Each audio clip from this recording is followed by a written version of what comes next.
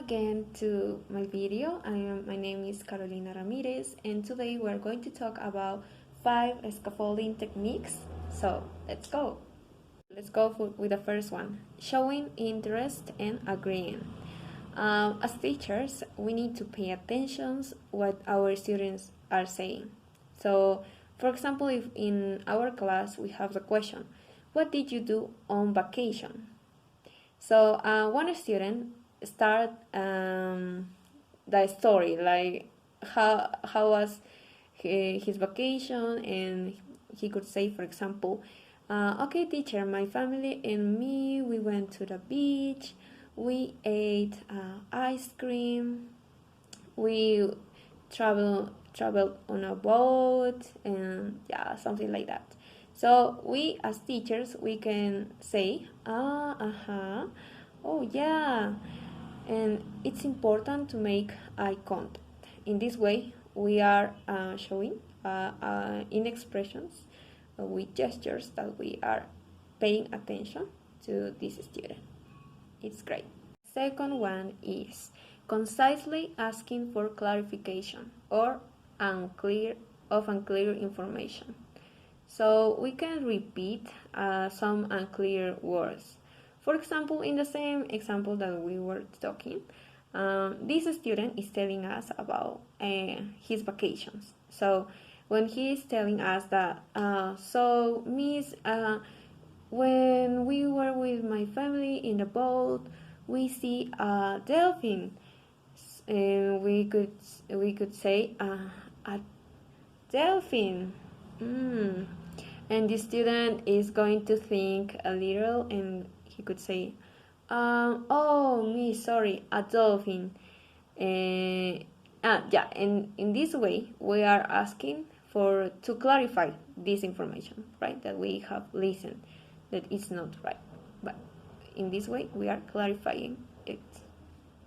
Okay, in the third place, we have encouragement echo, or repeating the last word.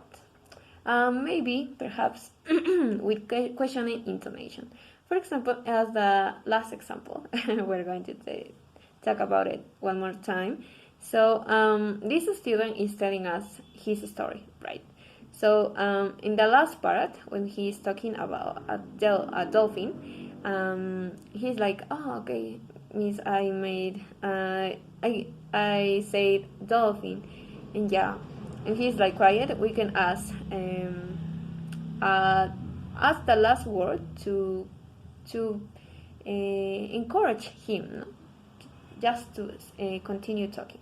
We could say a dolphin, and with this question, he will start to follow the story. He could say, yes, Miss, it was the first time for me, and also my family was so excited. It was at the end of the afternoon, and yeah, it was late, and yeah.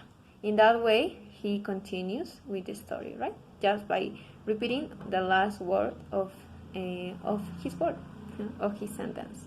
Fourth technique, asking brief questions or using sentences heads that encourage the speaker to extend the story.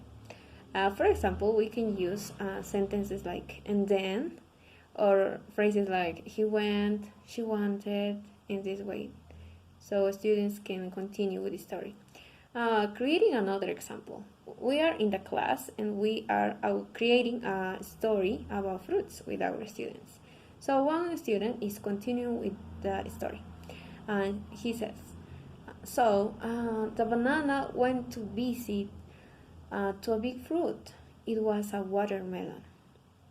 We could say, oh, he went, and then a student will continue telling us, yes, he went because the watermelon was asking for help. And then we could continue with another students or with activity. Yeah, but that's all about asking brief questions. Number 5. Unobtrusively given a word or phrase that the speaker is looking for. Okay, maybe this could sound like common. In class, we have different students maybe that they don't know a specific word that they need to say, right? So for example, in this class, following the example of fruits, creating a fruit story, our student is telling us, so the watermelon needed help with her garden. She was planting, no, and yeah, in that way the student is thinking, right? So as teachers we can help him, like saying, he was sitting is the word, sitting, and the student could say, yes, she was sitting, and more tomatoes, for example.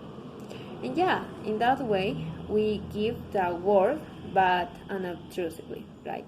So this is the purpose, and this was the last technique. So I hope that you could enjoy every technique, and we have a lot of more, like using cards or using pictures to show our students, or just giving them options, right? Like this one or this one. In that way they can choose and guess the right word for themselves.